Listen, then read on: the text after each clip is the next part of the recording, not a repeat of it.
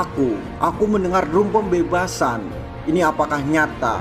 Tidak salah lagi, sudah 800 tahun yang lalu sejak terakhir kali aku mendengarnya. Dia ada di sana. Joy Boy telah kembali.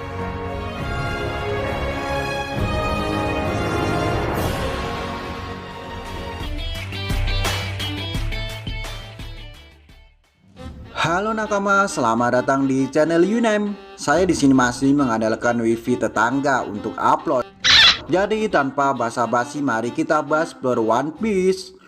One Piece chapter 1043 sungguhlah gila.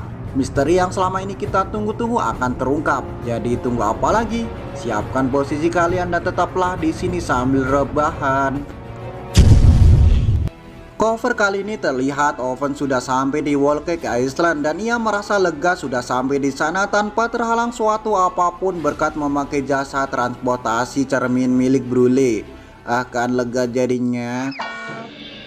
Scene pertama kali diungkapkan detik-detik CP0 akan dimusnahkan setelah ia mengagalkan duel bentrokan antara Luffy vs Kaido.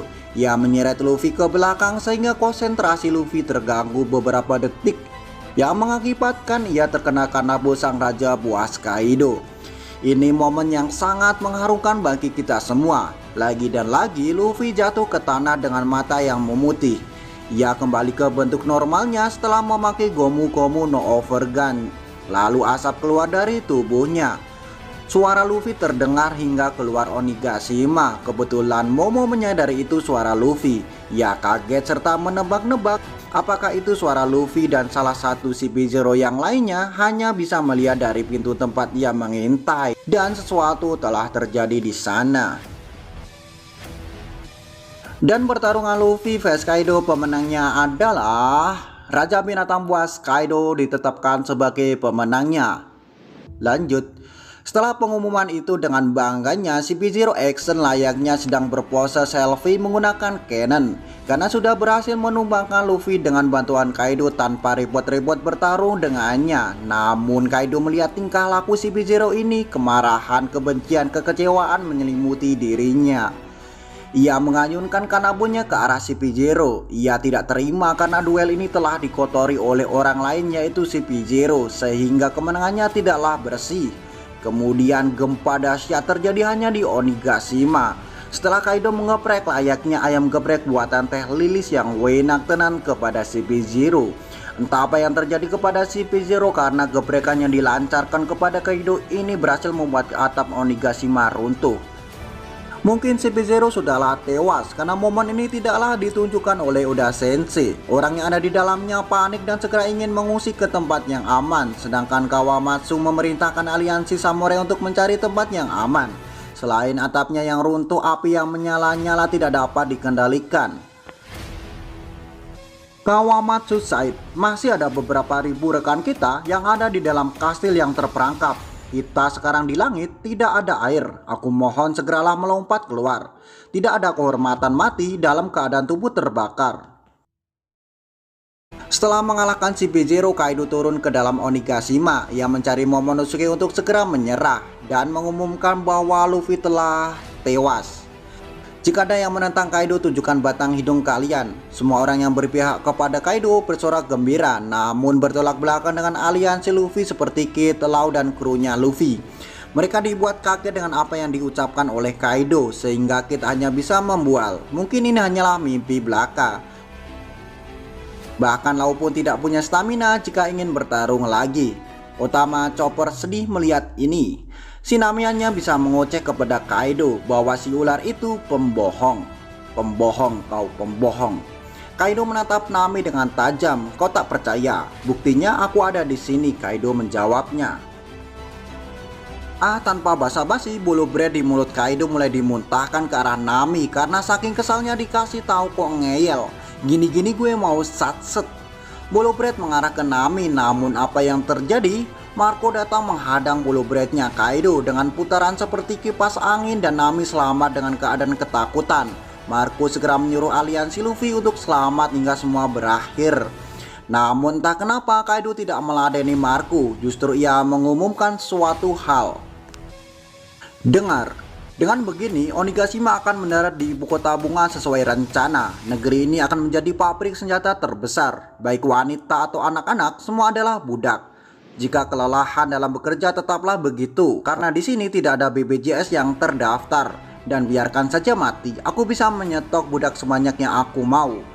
Kalianlah yang menantangku dan akulah yang mengalahkan kalian semua.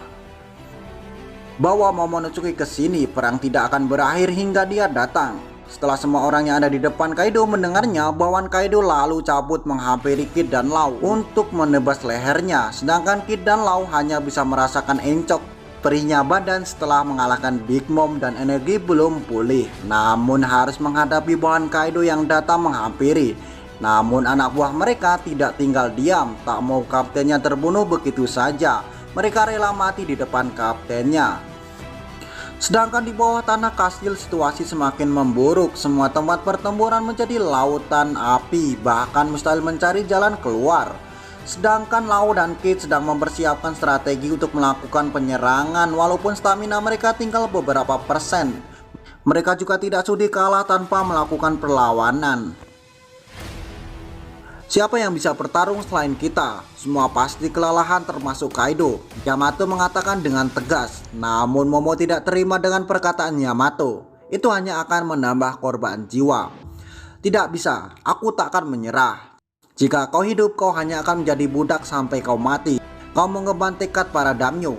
Tanpa menyerah selalu menentang Orochi. Pertarungan ini yang dinantikan negeri Wano selama 20 tahun lamanya. Jika harus menyerah di sini, ayo mati bersama, kata Yamato.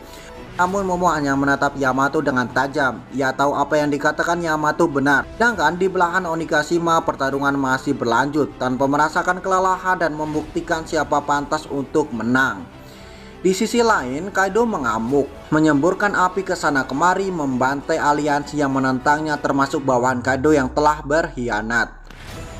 Terlihat Onigashima dari luar begitu kacau. Suara pertarungan antara dua kubu masih berjalan. Lalu kita diperlihatkan dengan nasib Luffy sekilas. Ia masih terkapar di atap Onigashima tanpa ada yang menolongnya. Namun dengan rasa penasaran, Momonosuke mencoba terbang ke atap Onigashima untuk mengecek situasi Luffy dan berhenti menarik Onigashima menjauh dari ibu kota bunga. Namun tiba-tiba, belum sampai di tujuannya, Zunisha memanggil Momo menggunakan telepatinya. Halo, Momo, apakah kau mendengarku?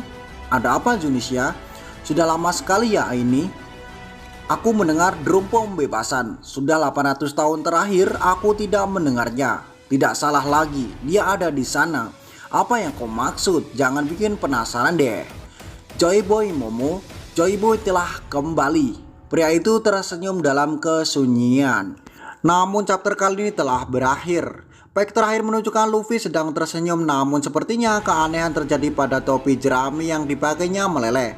Sesuatu telah bangkit dari tubuh Luffy. Buah iblis Gomu Gomu-no-nya telah awakening. Namun anehnya Zunisha menyebutnya bahwa Luffy adalah Joy Boy.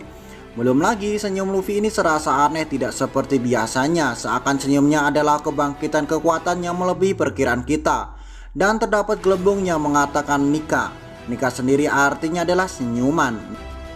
Namun ada pesan tersembunyi dari Nika ini. Dari satu page ini sedikit membingungkan, namun jika dipahami ini seperti penghubung. Jika ada waktu saya akan membahas di video selanjutnya. Maaf, video kali ini telah selesai. Terima kasih telah menonton video kali ini. Jangan lupa subscribe channel ini agar berkembang. Silahkan coret-coret di komentar untuk memeriahkan video kali ini. Jaga kesehatan dimanapun kalian berada.